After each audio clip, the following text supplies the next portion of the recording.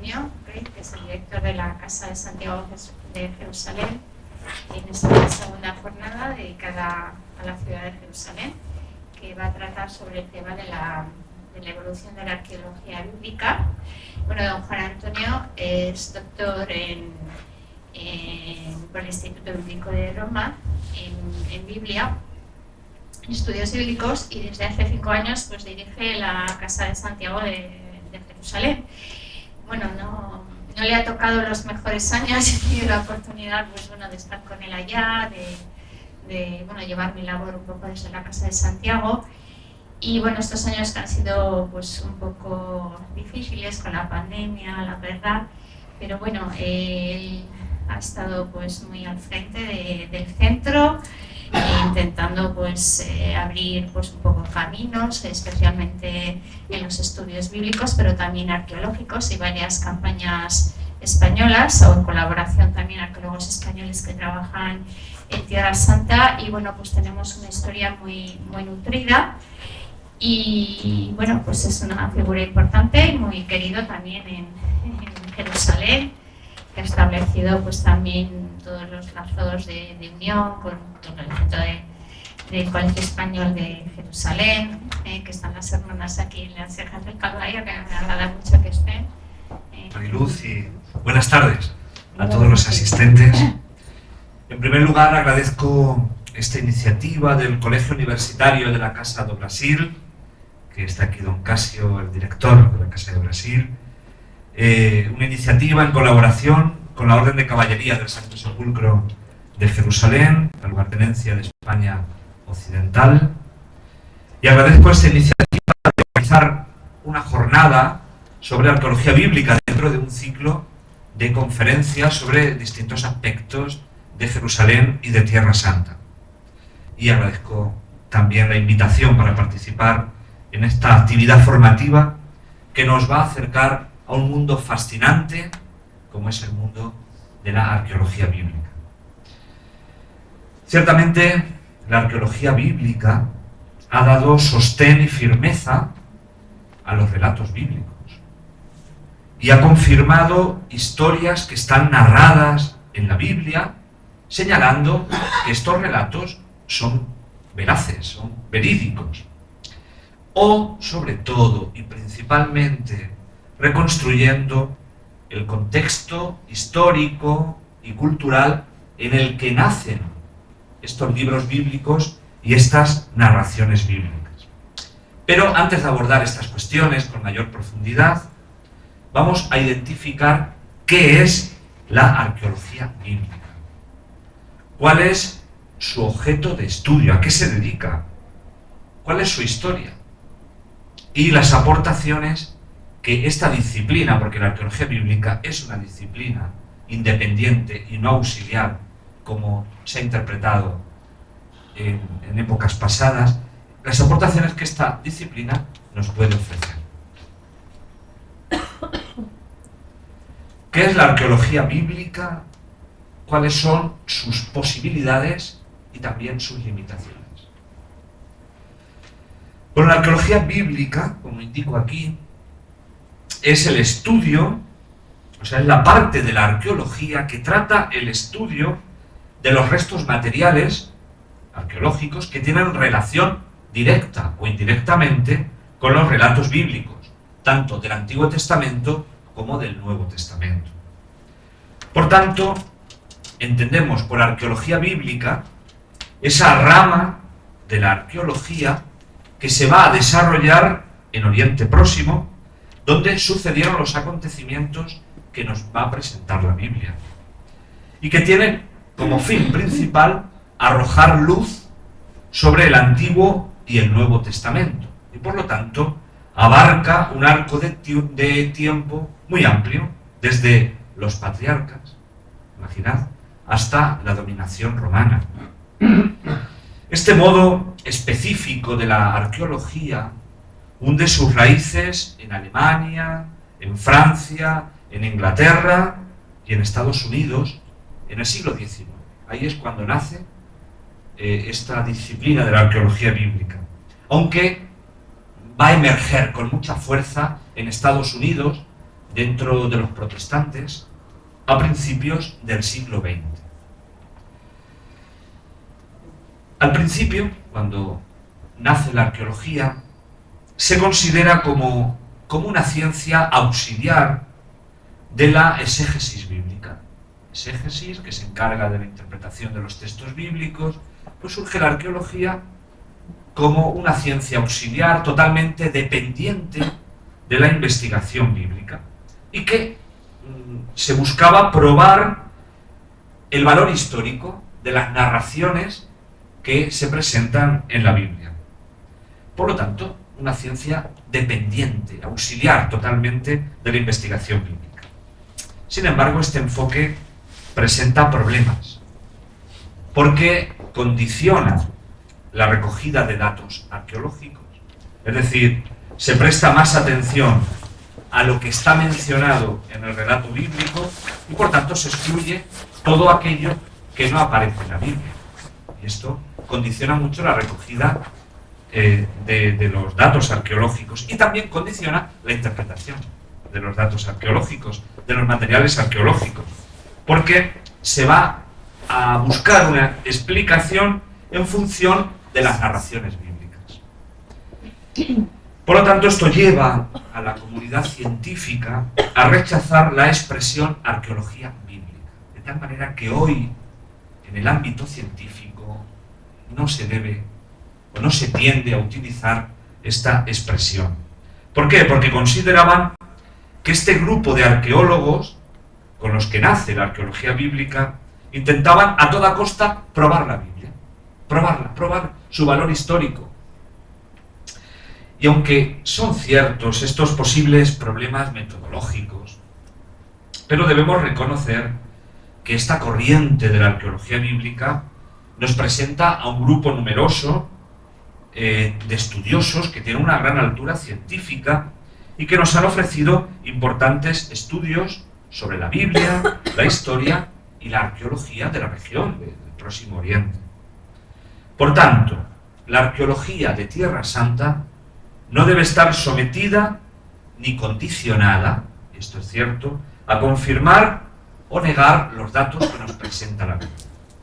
Debemos considerarla como una ciencia independiente, que tiene sus propios fines, su metodología específica, sin tratar de buscar la apología o el rechazo del valor histórico de las narraciones bíblicas. Por tanto, el objetivo de la arqueología bíblica no debe ser otro que intentar ayudar a interpretar la Biblia y reconstruir el ambiente, las circunstancias, el contexto de los acontecimientos que nos narra la Biblia, basándose principalmente en la información que nos proporciona los descubrimientos arqueológicos, la evidencia arqueológica, que procede del contexto geográfico y cultural de estos hechos narrados en la Biblia. Ciertamente se han dado casos, y seguirán dándose casos, en los que los descubrimientos arqueológicos han llevado a probar el valor histórico de ciertos datos que nos proporciona la Biblia, acontecimientos, datos, hechos históricos narrados por la Biblia. Pero la finalidad de la arqueología bíblica es descubrirnos las circunstancias materiales y culturales del país, en la época en que se refiere la narración bíblica. Y esto contribuye enormemente a comprender el contexto de la narración. E incluso nos lleva a acercarnos al significado religioso que puede tener un texto bíblico. Por lo tanto, esto tiene una enorme importancia, la arqueología bíblica, pero no se debe considerar como algo totalmente dependiente de la investigación bíblica para probar la Biblia a toda costa.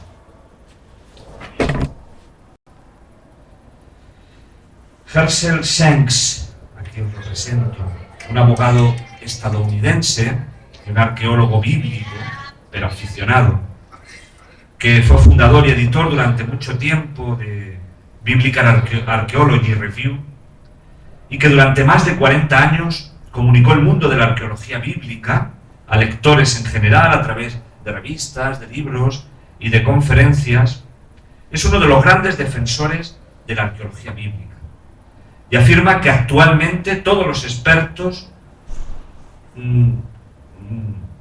coinciden en considerar que la arqueología no tiene como aspiración principal demostrar el valor histórico del discurso bíblico, la historicidad del discurso bíblico con datos arqueológicos. Es decir, si alguien necesita la arqueología para probar la fe, tal vez es que tiene una fe muy débil. En este sentido, el arqueólogo debe interpretar los materiales arqueológicos con capacidad crítica y de una manera cuidadosa, del mismo modo que se debe leer e interpretar la Biblia también de una forma responsable.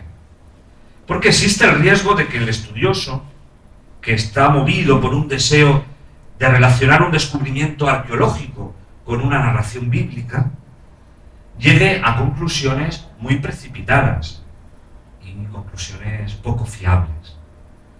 Como por ejemplo el reciente descubrimiento de la presunta tumba de Jesús, ¿no?, que tanto boom le han dado. También debemos ser precavidos y prudentes a la hora de negar el valor histórico de un hecho que nos narre la Biblia.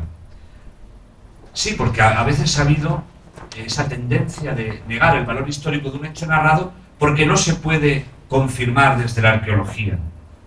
Bueno, esto no se debe llegar a estas conclusiones, ya que el hecho de que no se hayan descubierto actualmente datos, inscripciones o ruinas que nos confirmen la historicidad de un dato bíblico no significa que debamos negarlo. Algunos descubrimientos arqueológicos que se han hecho en los últimos años eran impensables hace unos siglos. Por otro lado, debemos señalar que el objetivo de la arqueología no es probar el hecho milagroso, no es probar un milagro. Por ejemplo, podemos intentar descubrir dónde sitúa el libro del Éxodo el Mar Rojo. Sí, esto lo podemos hacer, pero es imposible averiguar si las aguas de ese mar se abrieron realmente para que los israelitas pudieran pasar. O podemos descubrir la tumba de Lázaro, donde se encuentra la tumba de Lázaro, en Betania. Pero eso no nos puede llevar a demostrar científicamente que Jesús lo resucitara, porque esto pertenece a otro nivel, no es constatable científicamente. Además, cuando se estudian los materiales arqueológicos en relación con la Biblia, debemos considerar que los datos arqueológicos no se conservan de la misma manera en todas las épocas. Los estratos más antiguos de un yacimiento probablemente han sido modificados por las actividades de los periodos posteriores, de tal manera que las construcciones más antiguas pueden haber sido destruidas y sus materiales de piedra pueden haber sido reutilizados en construcciones posteriores.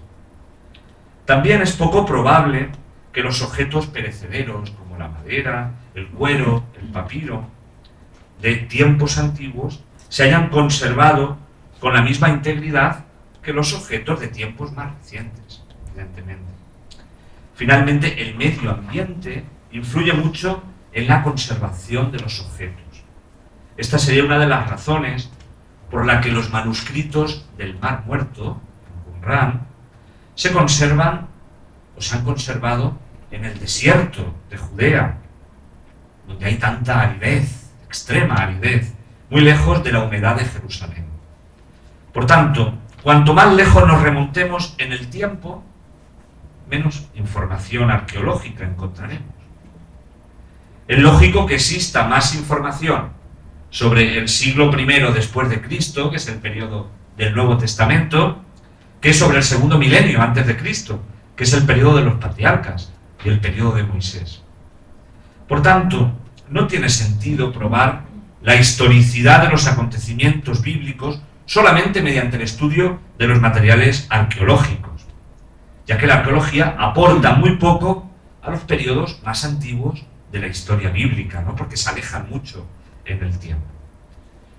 Pues viendo esto nos vamos a acercar a la historia de la arqueología bíblica, ¿no?, la evolución muy interesante que ha tenido las distintas etapas de esta disciplina de la arqueología bíblica. Aunque el interés en Occidente por el pasado bíblico que tanto marca esta parte del Próximo Oriente. Se remonta a las primeras peregrinaciones cristianas, desde el periodo bizantino. Os pongo aquí el mosaico que nos representa la Jerusalén de la época bizantina, que está en Mádaba, en Jordania.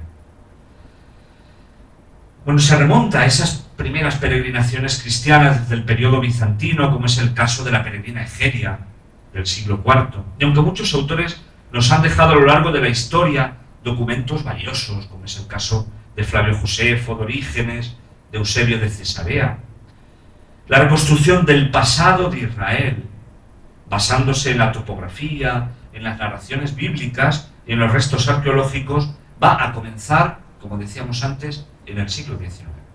Por lo tanto, muy tardío. ¿Cuáles son los orígenes de la arqueología bíblica?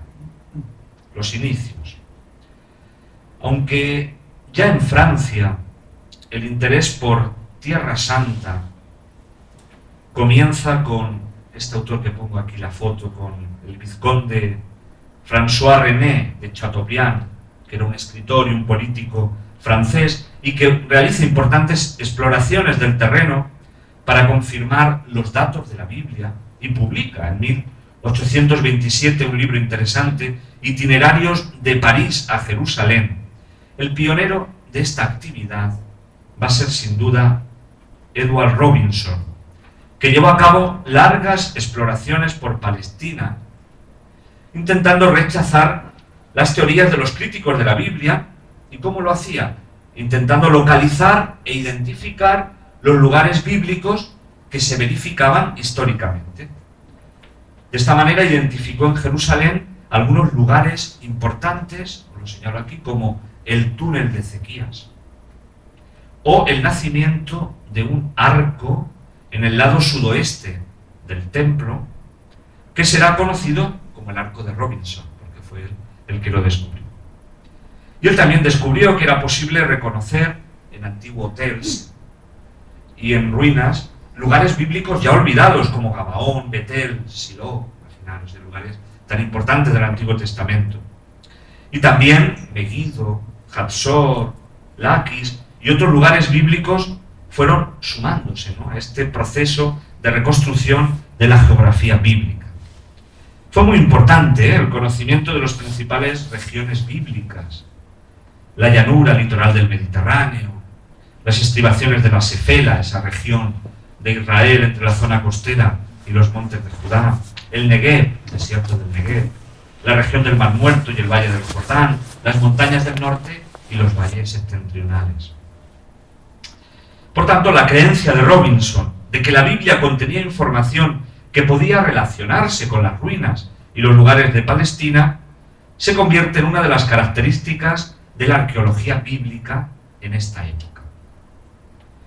También destaca Felician de Solsi, que realizó las primeras excavaciones en Jerusalén y que llevó a cabo importantes excavaciones en las tumbas de los reyes, y publicó en 1877 una obra interesante que se titula Numismática de Tierra Santa y un diccionario topográfico abreviado de Tierra Santa. Y otro de los grandes arqueólogos fueron Charles Raymond Ganot, que sacó a la luz muchas tumbas en el Wadi Yasul, al sur de Jerusalén, y gracias a él contamos con la estela de Mesa. La estela de Mesa, muy interesante, ¿no?, esta piedra de basalto negro que contiene 34 líneas, una inscripción que hace Mesa, el rey moabita del siglo IX a.C., sobre victorias y sus luchas de esa revuelta que tiene él contra el reino de Israel, una lucha que emprende después de la muerte de Ahab. Y bueno, pues a él le debemos sobre todo la reconstrucción de la estela de Mesa, porque la estela de Mesa fue descubierta en Jordania por un misionero alemán, el reverendo Klein, que la va a descubrir, pero los árabes la van a romper, ¿no?, en trozos, y gracias al modelo que él hace, pues pudimos recomponer la estela de Mesa prácticamente de manera completa, ¿no? Recomponer los trozos en los que los árabes la partieron, ¿no? Y también destaca otro gran arqueólogo que fue William Flinders Petrie, que excavó el yacimiento de Tel el-Hesi en el sur de Palestina, y sentó las bases de la exploración metodológica y va a dar una gran importancia al estudio de la cerámica como una pista arqueológica fundamental. Ya a mediados del siglo XIX se van a fundar en Tierra Santa diversas instituciones arqueológicas que tenían objetivos comunes y que van a patrocinar numerosas excavaciones e investigaciones y van a dar un enorme impulso a la arqueología bíblica. Así nace esta institución, Palestine Exploration Fund, en Londres, en 1865, que la va a patrocinar la reina Victoria y el arzobispo de Canterbury, con la finalidad de ilustrar la geografía y la historia bíblica a través de la exploración de Palestina. Aquí destaca el general Charles William Wilson, que descubrió el arco del templo de Jerusalén en la esquina noreste del muro occidental, un arco que va a llevar su nombre, ¿no? El arco de Wilson. Y en 1877 un grupo de profesores alemanes que venían principalmente de Tubinga y de Basilea van a fundar la Sociedad Alemana para la Exploración de Palestina, como una versión alemana de la anterior institución que era inglesa, ¿no? Tenían objetivos comunes, objetivos muy parecidos, que era el estudio científico de la historia y de la cultura de Palestina, especialmente la historia bíblica. En 1889, los dominicos franceses fundaron en Jerusalén un centro de estudios bíblicos y arqueológicos, l'École biblique et archéologique française, en el que destaca el padre Lagrange, que fue su fundador, que desde el principio tenía claro el objetivo de crear una institución eclesial, religiosa, pero científica, que concibiera la arqueología desde los inicios como una disciplina científica y moderadora de la exégesis, de la investigación bíblica. Desde l'École biblique se van a llevar a cabo importantes excavaciones en Tel Keisan, en Petra, en Hetzel, en Abdé, en Emaús, en Nicópolis, en Mádaba, el Ofel de Jerusalén, tantas, ¿no? Después, l'École biblique va a tener un papel muy importante en las excavaciones de Qumran y en el estudio de los documentos que se encontraron allí y en el que participaron dos españoles. Uno de ellos, que fue también director del Instituto Español Bíblico y Arqueológico, Casa de Santiago, y que después fue catedrático de hebreo en la Universidad Complutense de Madrid, que fue Julio Trebolle, y el otro, Florentino Martínez. Y estos participaron en la edición de los manuscritos del Mar Muerto. Por lo tanto, una aportación española muy importante ahí. Y finalmente, en 1900, los americanos no se podían quedar atrás, fundaron American School of Oriental Research, con el fin de fomentar el estudio de las culturas del cercano Oriente. Y después, en 1970, esta institución pasaría a llamarse Albright Institute of Archaeological Research. Es conocido, ¿no? El Instituto Albright Institute, que actualmente es un referente, ¿no?, en la arqueología bíblica y que está sostenido por un consorcio de universidades americanas. Así, desde 1900 a 1920 llevaron a cabo en Palestina las primeras excavaciones a gran escala. Los americanos excavaron Samaria, los británicos en Hetzel y los alemanes en Megiddo y en Jericó. Después, ya a mediados del siglo XX, nos encontramos con el apogeo de la arqueología bíblica, pero desde una perspectiva del maximalismo bíblico. Vamos a ver qué es el maximalismo bíblico.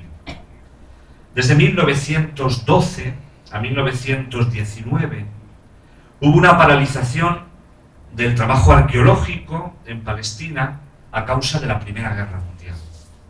Y en 1920 se van a reanudar las excavaciones arqueológicas ya en un nuevo contexto político. Porque los ingleses reciben el mandato sobre Palestina, el protectorado británico, que se mantendrá hasta el 1948, cuando se crea el Estado de Israel. De este modo, los ingleses fundaron en 1919 la British School of Archaeology en Jerusalén, y se creó un departamento de antigüedades para impedir sobre todo los saqueos en las excavaciones. Y también debemos destacar en esta etapa la fundación de dos instituciones católicas. En 1924, la Custodia Franciscana de Tierra Santa creó el Studium Biblicum Franciscanum, la flagelación, dedicada a la investigación arqueológica y la enseñanza de las ciencias bíblicas. Es una facultad de Biblia que tienen los franciscanos en plena ciudad vieja de Jerusalén. Y en 1927 se crea el Pontificio Instituto Bíblico de Jerusalén, que pertenece a los jesuitas y que depende del Pontificio Instituto Bíblico de Roma. Y en el periodo de entreguerras, 1920 y 1938, tuvo lugar un importante auge de la arqueología bíblica en Palestina y en sus proximidades. Los británicos, como decíamos, abren el departamento de antigüedades, promulgan leyes modernas acerca de los yacimientos y descubrimientos arqueológicos y realizan todo un programa sistemático de investigación arqueológica. Es el periodo de las grandes excavaciones en Mari y en Ugarit, que van a sacar a la luz numerosas tablillas con historias mitológicas cananeas. Sin embargo, en este periodo son los americanos quienes van a dominar la arqueología bíblica. El más conocido de ellos es William Albright, que junto a su discípulo George Wright se considera el padre de la arqueología bíblica. Después de la Segunda Guerra Mundial va a haber un florecimiento de la arqueología palestina y la creación del Estado de Israel en 1948 va a impulsar el comienzo de las excavaciones de israelíes allí, en la tierra de sus antepasados. Y ese mismo año, en 1948, se creó el Israel Antiquities Authority, que es una institución que recoge el testigo del Departamento de Antigüedades que ya habían creado los británicos. Destaca en esta época Yigael Yadin, que es considerado por muchos, junto a Albright, uno de los mayores impulsores de la arqueología bíblica. Una de sus principales excavaciones fue sin duda la fortaleza de Masada, en el desierto de Judea. Pero dirigió también la de Hatzor, que todavía funciona y que la dirige la Universidad Hebrea, y donde van muchos colaboradores de la Universidad Complutense, porque hay un acuerdo entre Universidad Complutense y Universidad Hebrea, y a través de la Universidad Complutense han ido profesores y alumnos, ¿no?, a excavar, y todavía siguen yendo. Bueno, son excavaciones, claro, pues eso, de un nivel muy importante, porque es Hatzor, es Megiddo, Bet Shean, o sea, son yacimientos arqueológicos fundamentales.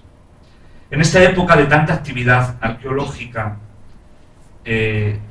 tenemos que decir que tuvo un final glorioso, que fue el descubrimiento de los rollos del Mar Muerto, en 1946, y cuando se identifican las grutas de Qumran, en 1949.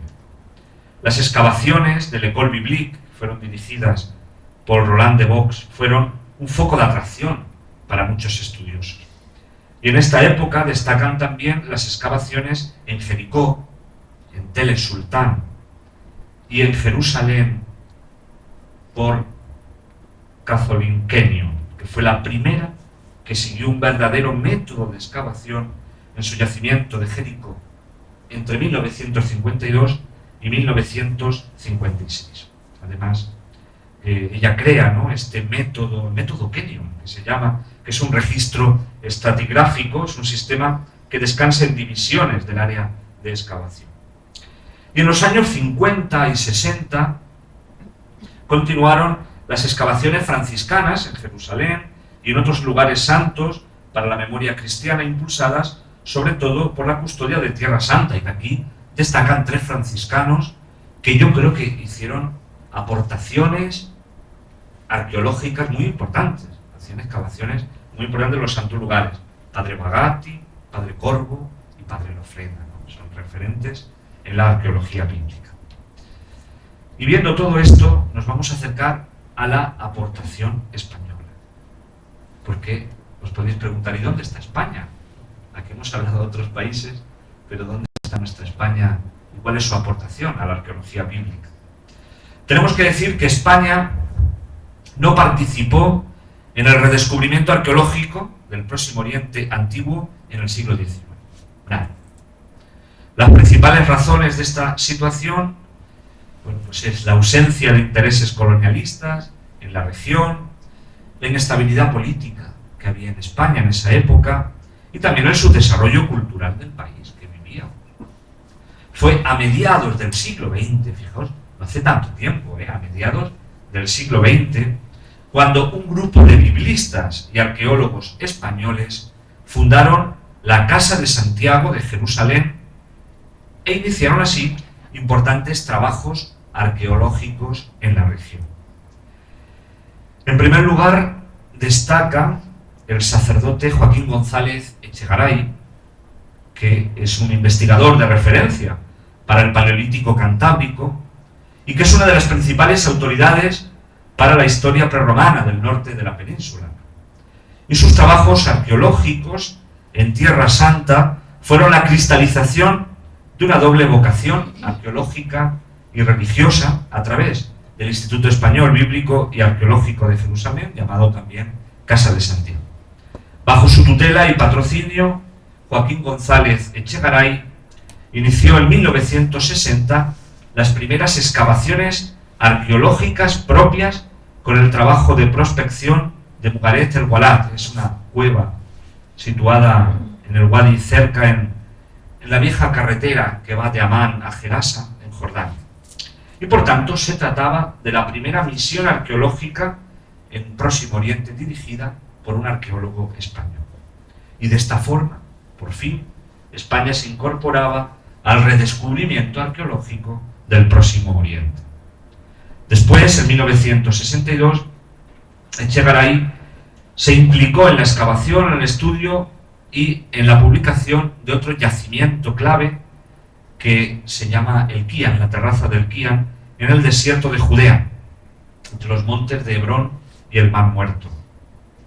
Y los resultados de esta excavación fueron publicadas por él, por el profesor González Echegaray, bajo el título Excavaciones en la terraza del Kian, en la revista del Instituto Español de Prehistoria en el CSIC.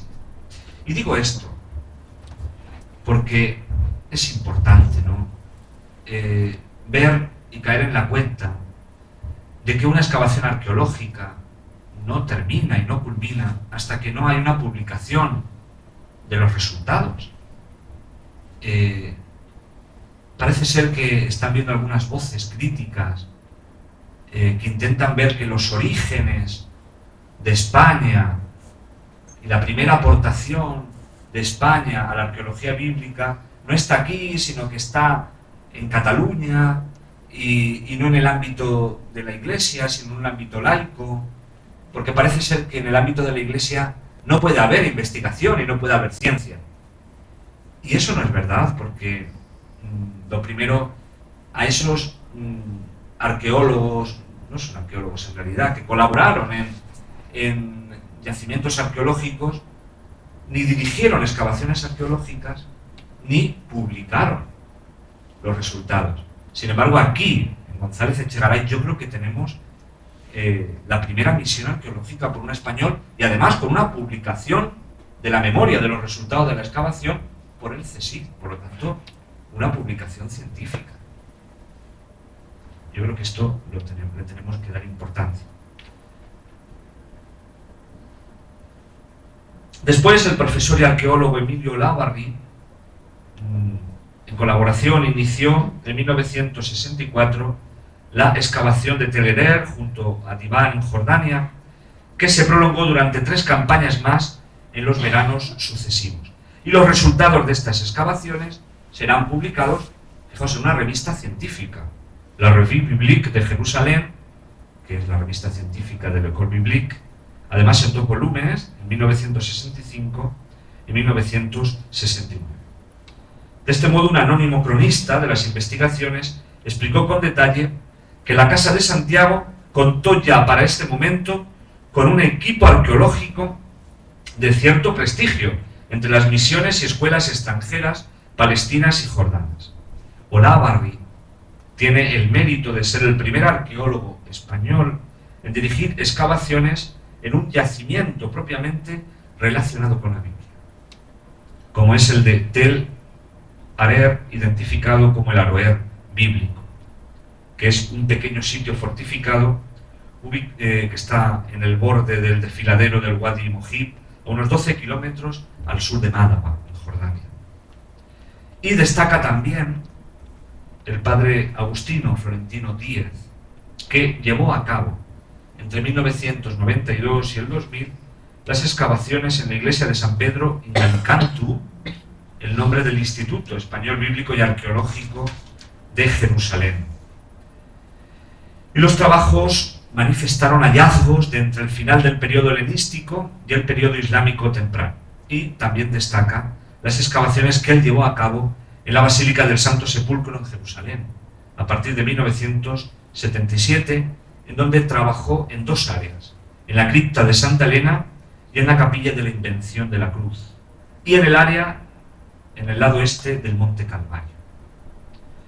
Y también debemos mencionar a Dolores Herrera, que realizó importantes excavaciones arqueológicas en Tel Abu Hawan, en Haifa, al norte, y también el sacerdote dominico Juan Antonio Fernández Tresguerres, que dedicó gran parte de su vida al estudio del yacimiento arqueológico del Jebel Mutawak en Jordania, centrándose en el poblado de la Edad de Bronce antiguo, en la parte alta de la montaña y la gran necrópolis dolménica que rodea la montaña. Y después de esto nos encontramos con una crisis de la arqueología bíblica, donde domina el minimalismo bíblico. Ya estamos en la segunda mitad del siglo XX. Lewis Benford, con su libro New Perspective in Archaeology, dio pie al inicio de un nuevo periodo en los estudios arqueológicos. Y así la arqueología comenzó a apoyarse en otras ciencias como son la geomorfología, la geología, la paleobotánica, la climatología, la hidrología, la antropología cultural. Y a medida que avanzaban las excavaciones, hubo nuevas interpretaciones sobre el nacimiento y la historia de Israel. Y se va a cuestionar la existencia histórica de los patriarcas y la datación y las dimensiones del Éxodo. Empieza todo esto a cuestionarse. Y también nacen nuevas teorías que apuntan a que la conquista de Canaán no va a tener lugar como una campaña militar unificada. Después de años de relación amistosa entre la escritura y la arqueología, pues sucede un importante cambio de enfoque. Y varios arqueólogos que trabajan en el país de la Biblia, que tienen una mentalidad minimalista, dejaron de utilizar por primera vez los descubrimientos arqueológicos como ilustraciones de la Biblia. Dando un enorme giro, adoptaron los métodos de las ciencias sociales. Intentaron estudiar las realidades humanas que están en el texto bíblico. Y en los años 80 y 90, los enfoques literarios posmodernos empezaron a influir en los estudios bíblicos. Y la teoría posmoderna considera que la Biblia es un libro de ficción literaria. Es un libro literario. Y por tanto, minimiza e incluso excluye los descubrimientos arqueológicos, ya que los considera secundarios.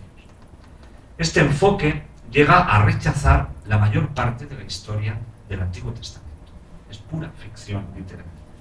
No existieron los patriarcas, ni Moisés. No se produjo el Éxodo, no existió Josué, no tuvo lugar la conquista de la tierra prometida, y los personajes históricos, como eran la monarquía, ¿no? Los reyes David y Salomón, pasaron a considerarse figuras idealizadas, más que como auténticos reyes de Israel.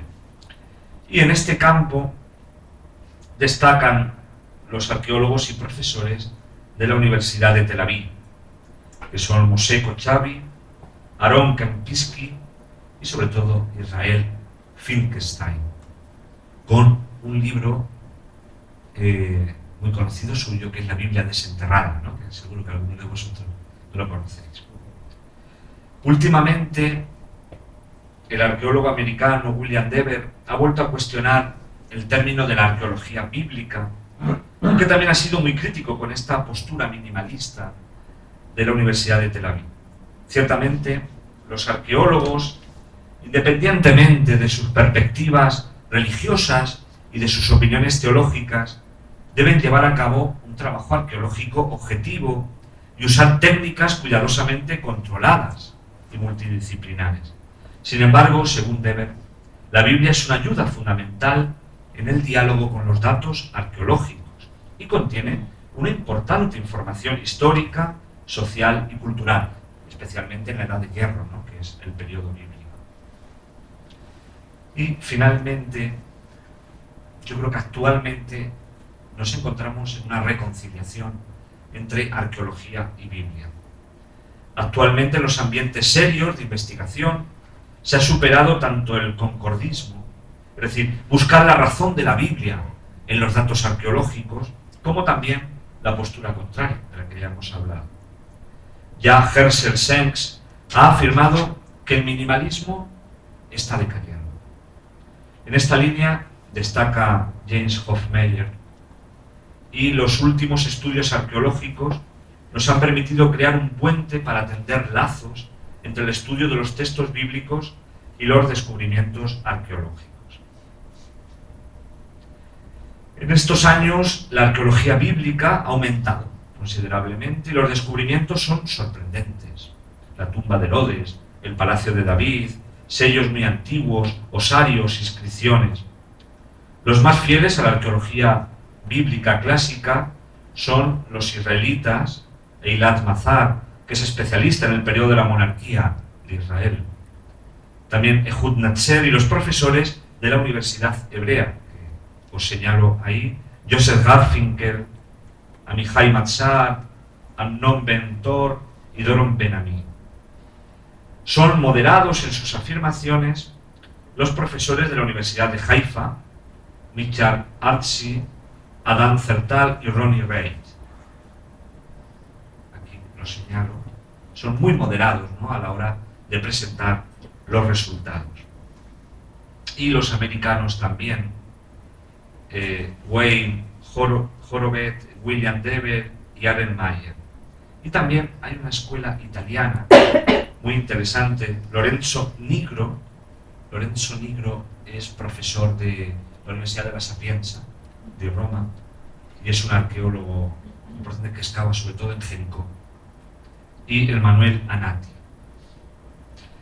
Y también aquí vamos a destacar a 4 profesores españoles que son miembros de la Casa de Santiago de Jerusalén y que realizan importantes excavaciones arqueológicas en Tierra Santa. Destacamos a Carolina Aznar, que codirige actualmente la excavación arqueológica de Tel Regev en el norte de Israel, en el Monte Carmelo. A Juan Luis Montero Fenollos, que codirige la excavación arqueológica de Tel El Fara, cerca de Nablus, en Cisjordania. También a Cayetana Johnson, que cada verano va a Tierra Santa y un mes excava en la ciudad de David, en Jerusalén, y otro mes en Tel Hatzor, al norte de Israel, y cada año va con alumnos. Ella es profesora de San Damaso y de la Universidad Francisco de Vitoria, y lleva un grupo de alumnos, de profesores que le acompañan, y es muy interesante la labor que hace también. Y por último, a Mariluz Mangado, que está aquí presente entre nosotros, egiptóloga. Ella es una investigadora sobre la historia y la arqueología de España en Tierra Santa y ha realizado excavaciones importantes en Egipto, en Luxor y en Osirrinco. Y también ha colaborado en el yacimiento arqueológico de Magdala, en Galilea, en Israel. Bueno, finalmente, unas conclusiones. Después de este recorrido histórico, hemos podido observar cómo la arqueología ha llevado a cabo una importante tarea en las discusiones sobre la composición y la fiabilidad histórica de la Biblia. También hemos podido constatar cómo han existido y aún existen, no está tan superado, dos posturas contrarias en el estudio y en la interpretación de la Biblia, y la interpretación de la Biblia como documento histórico. Dos posturas: la postura maximalista, que sostiene que todo o gran parte de las narraciones bíblicas tienen un fundamento histórico y que puede ser corroborado por la arqueología. Esta es la postura de la Universidad Hebrea de Jerusalén y los profesores que os he indicado antes. Y la postura minimalista, que afirma que la arqueología debe ser una ciencia totalmente independiente y que el texto bíblico no es histórico, que la Biblia prácticamente es pura ficción literaria, en la postura de Wittgenstein principalmente. Y que esto supone dos modos diferentes de practicar y de usar la arqueología en relación con la Biblia. De tal manera que actualmente nos encontramos con un enfrentamiento importante entre arqueólogos y profesores de la Universidad de Tel Aviv, que tiene una motivación muy laica y una postura maximalista, con los arqueólogos y los profesores de la Universidad Hebrea de Jerusalén, que es una postura más tradicional y que son más sensibles, como os decía, al texto bíblico.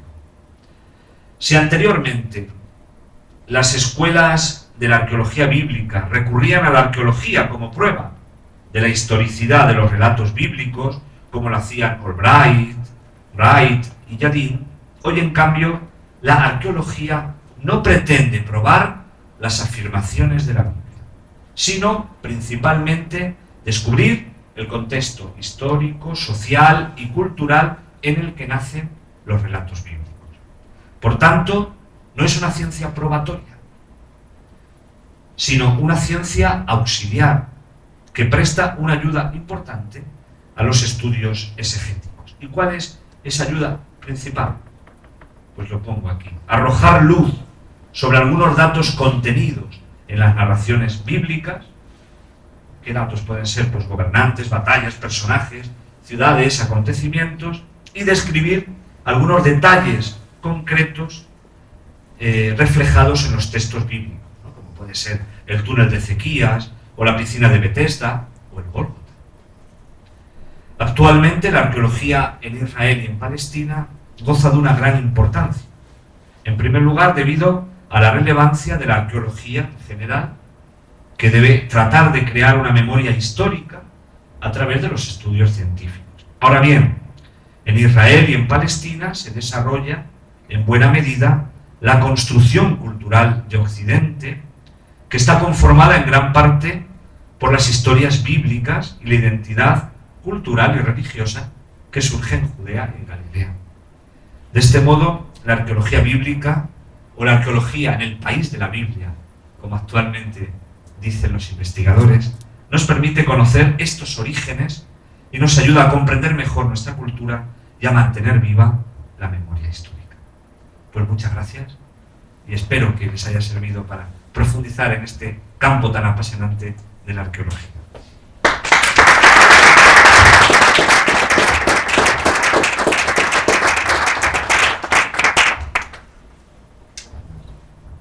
Si tienen alguna pregunta. pregunta o algo que quieran expresar, comunicar?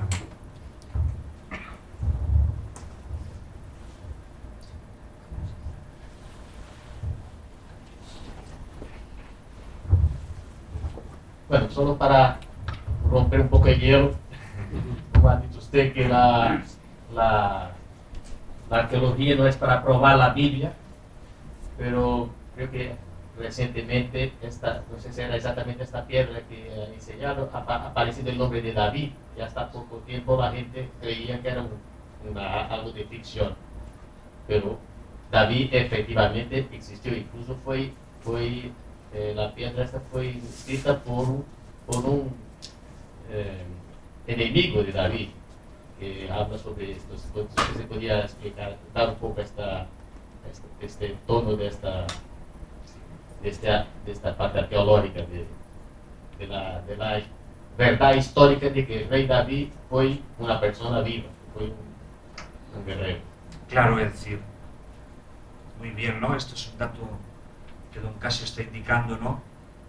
La piedra donde está escrito el nombre de David, claro que esto es un descubrimiento arqueológico muy importante, precisamente frente a esta postura minimalista de la Universidad de Tel Aviv, que negaba, ¿no?, la historicidad de los monarcas, de los reyes de Israel, lo veían como figuras idealizadas, y que se dice que a partir de este descubrimiento, la estela de David, que Finkelstein comienza su conversión.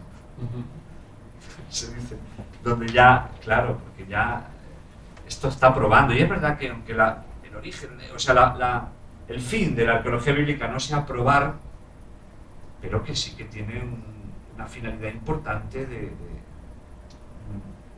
de ayudar, ¿no?, y de reconstruir el contexto histórico y cultural en el que nacen las narraciones bíblicas y arrojar luz, como decíamos, sobre datos del Antiguo Testamento, como es de un personaje tan importante como es el rey David, ¿no? Por lo tanto, esto es una de las pruebas que nos indica la importancia de la arqueología bíblica, ¿no?, para iluminar el texto bíblico.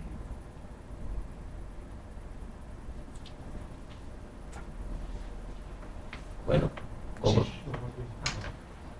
Yo quería decir que la Casa de Santiago fue iniciativa de Monseñor Romero de Lema, que se te ha pasado, por cierto, y no creo que sea con mala intención.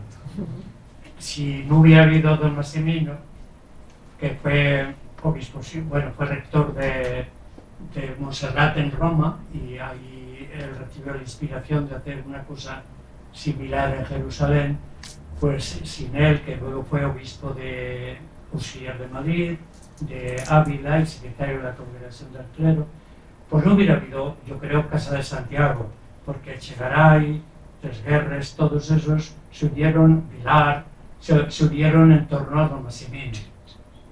Solo era eso. No, es impresionante, a mí me admira, ¿no?